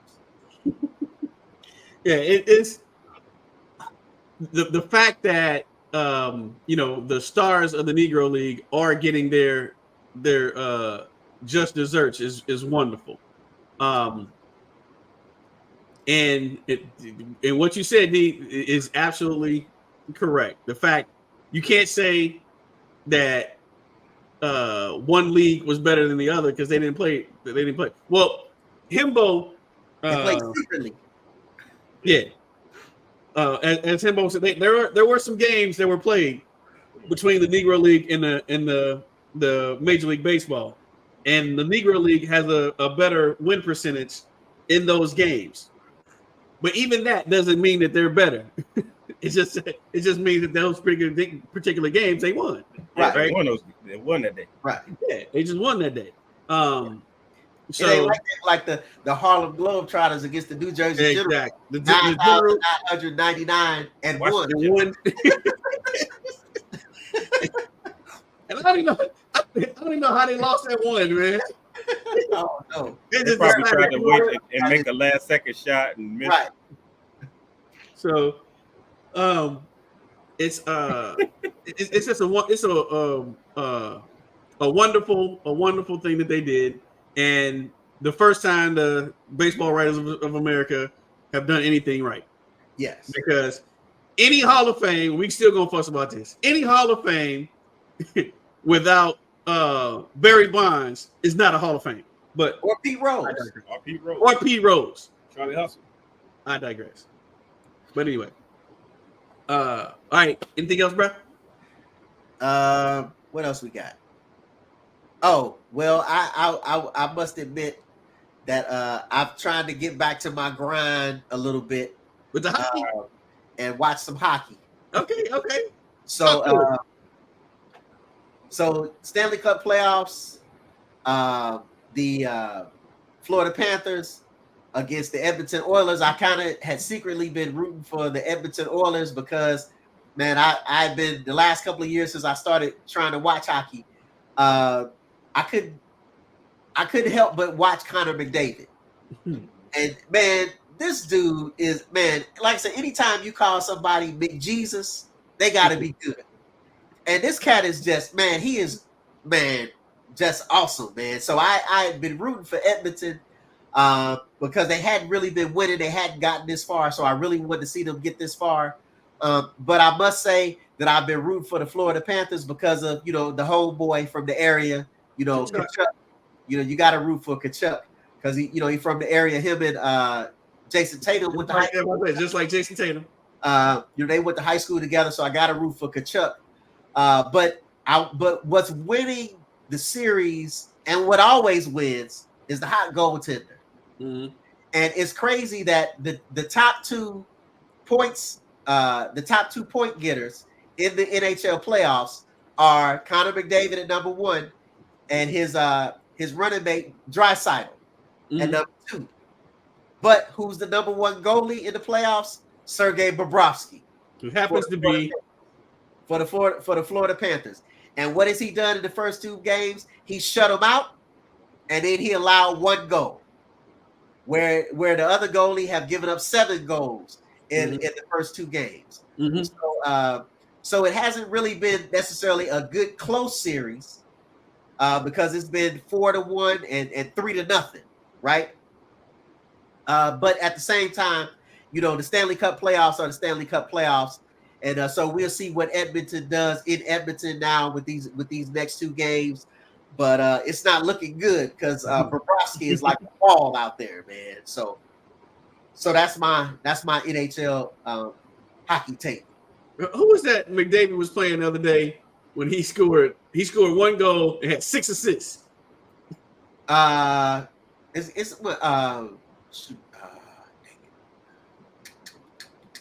That's what I'm like, man, this man is crazy. You haven't seen points like this being scored, since Lemieux? Lemieux, or probably Sid the Kid. But Sid, he never had the 6 assists. The assist. Yeah, probably Lemieux, yeah. So it is wonderful watching him play. I wonder how long he'll be in Edmonton. Because he seems like a player that wants to go, that needs a more high profile city in order to increase his start. Because your average hockey fan, they may not know how great of a player Connor McDavid is. Yeah. But yeah, it's I've been watching a little bit of the NHL also. It's been pretty cool. Last thing we got NFL training camp. Well, not training camp. Right? Huh? Open your eyes. They ain't closed this yet. It's getting there. But no, we got it's not training camps, OTAs. Training camp's not till August. Yeah. But you have mandatory OTAs that players are not going to. Some of them for contract reasons. And then today you had Aaron Rodgers and Hassan Reddick both not showing up in for the Jets. So did we expect Aaron Rodgers to really show up? Yeah, see, that's the part with Aaron Rodgers. Do you expect him to be there? No, because that's not what he's done. The last 6 or 7 years, he doesn't go to OTAs. But the thing is, you were hurt all last year. You really haven't gotten a lot of reps with all of your star players, all of your offensive players. So you would think that he would be there so that he can get these reps with these offensive players so they'd be ready come training camp. But Aaron Rodgers is doing what Aaron Rodgers does, and that's just whatever he feel like it. So Right. Being So a Ron. yeah, he being a Ron right now. D, you have good news in that Jamar Chase was at OTA. Although, what's the other one name? What's the other receiver? Ty Higgins. Higgins is not there. T Higgins. That's expected. Is it T Higgins? T Higgins, yeah. I'm thinking the other receiver. I always get them mixed up. Yeah. So T is not there. But that's the contract dispute. So, and I don't. He's they franchised him, right? He hasn't signed his franchise tender yet. Yeah. So he doesn't get because he doesn't have a contract. He doesn't get fined. Right. So he can stay out as long as he wants to. He ain't gonna lose no money unless the season starts, and then he start getting doc game checks. But it is what it is. Football will be up and running in about another month and a half, 6 weeks. So now it's time to start, doing some preliminary looking to get my fantasy football draft in line. Just a little start. You ain't gotta get too deep into it just yet. But it's coming. It's coming. So, all right, fellas, we've had a pretty nice show here. Great Nothing show else. tonight. Nobody can think of anything else. I know that Stephen A. ain't defended himself on the last couple of first takes. More Stephen A. defended himself. Monica McNutt lighting him up. Oh, McNutt. Oh, she lit into him. Lighting him on fire. He lit into him. And it was he don't like that. He can say he was salty.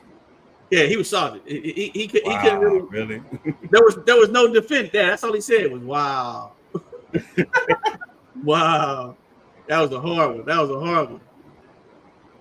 So, who cares about Stephen A, man? I don't care about him. Yeah, we gotta go to sleep, right? I like Stephen A sometimes. Sometimes. He's a sometimes favorite.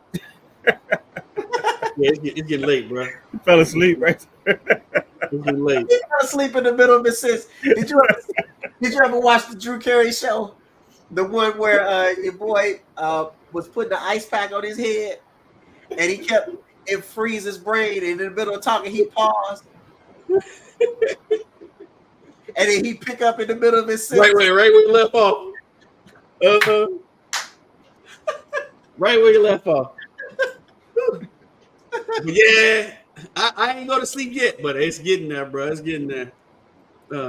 I got up early, was running. Your eyes look a little tight there. So, well, I tell you what, we're gonna put these eyes. Yeah, I'm getting texts from upstairs, so you already know. We're gonna put these eyes to sleep, and dudes can go ahead and stop getting in trouble. And D can get home. Is it? Well, the baby already sleep, ain't she? Oh yeah, she been asleep. Yeah, all right. So D can get home and do what D do when he get home. Oh, glaze his elbow.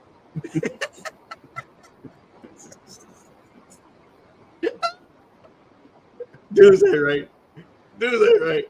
Shea butter. So hey, anyway, ladies and gentlemen, I want to thank you again for joining with us this week. We've had a wonderful time. We hope you've enjoyed your time with us also. We got, as usual, we got, hey, man, it's getting rough. It's hard out here for a pimp, man. It's hard out here for a pimp. W, D Almighty. We got Antoine, DOOZE. We got me, Rod D, right here. We hope you enjoyed everything we said.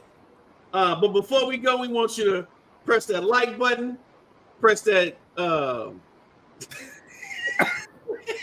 Open both your eyelids with your fingers manually. Press the like button. Press the subscribe button. Press the follow button. Y'all go ahead and send dudes that money. Hey, Man, it's hard out here for a pimp. You gave Press the like button. new meaning to pause. Hey, we hope you like what we said, but if you didn't, hey man, then check this out. Kiss it. And just like my eyes, man, we out. Don't blame it on sunshine. Don't blame it on moonlight. Don't blame it on good times. Blame it on the boogie. Don't blame it on sunshine. Sunshine. Moonlight. Moonlight. Boogie's got me in a super trance. Sunshine. Moonlight. Yeah. Good times. Boogie. You just got the sunshine, yeah, moonlight, good times,